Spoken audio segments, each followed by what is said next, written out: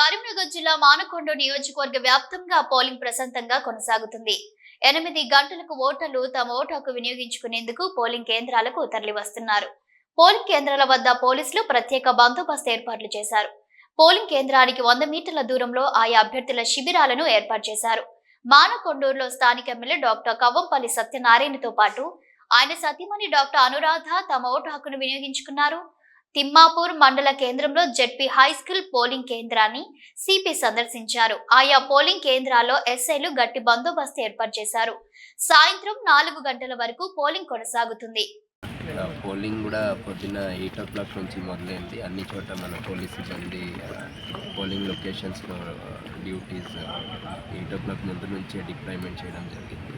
నిన్న కూడా polling material వచ్చినప్పుడు కూడా మొత్తం ఎస్కాట్ పార్టీస్తో పాటు పోలింగ్ మెటీరియల్ ఇక్కడ వచ్చింది. బయట కూడా మన striking force, special striking force, అలాగే రూట్ మొబైల్స్ కూడా యాక్టివ్గా తిరుగుతున్నారు, అలర్ట్ ఉన్నారు.